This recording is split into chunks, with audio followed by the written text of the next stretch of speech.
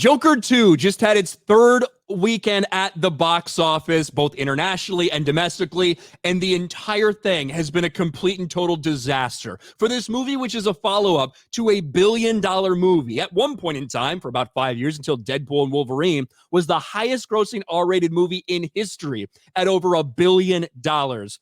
Unfortunately for DC and Warner Brothers, the same repeated success is not going to happen when it comes to Joker 2. Joker 2 just crossed $192 million globally.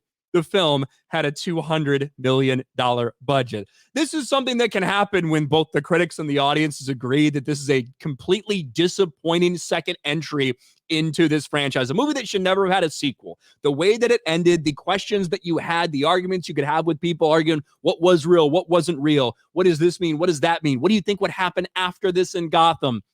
Those were questions that should not have been answered, and it's now proven that it shouldn't have been answered with Joker 2.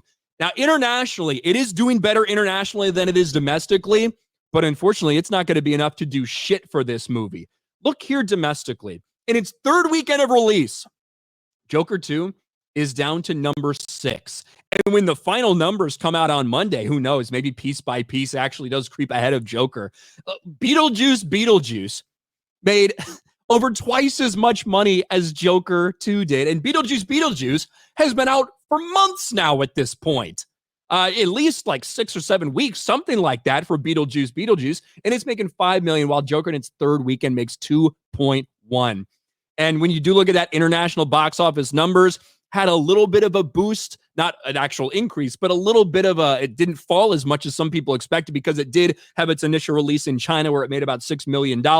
Fortunately, Warner Brothers doesn't get a whole lot of money from the box office in China. So good for you, I guess. Ultimately, at the end of the day, when you look at this, right now, people are theorizing, people are predicting it's going to have about a $220 million global run. 220, which would be just slightly higher than something like The Marvels, which was a disaster in and of itself. But when it's a follow-up to a movie like that had so many people, hyped and excited in the aftermath about a movie coming out, hey, look, this dark, fucking R-rated movie about a villain. People were very excited after the first Joker. People didn't want a sequel. Warner Brothers wanted to give you one anyway. And this is what happens. This movie not only had a $200 million budget, but it cost another about $100 million to market it, which means it needs to hit around $550, $600 million to break even. And where we have it now, it's not going to come anywhere close to that.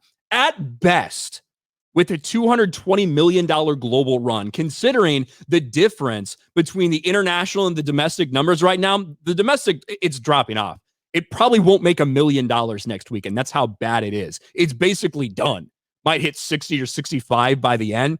But because of that split, they're probably only going to see $90 million maybe back from all of the box office receipts everywhere, because theaters are going to get to keep half, or internationally, more than half stays with those theaters. You're talking about a $200 million loss for Warner Brothers. This is embarrassingly bad for them. And you know what? Every once in a while, we can celebrate that the critics and the audience, they actually agree on something, that Joker 2 was a horrible, horrific mistake.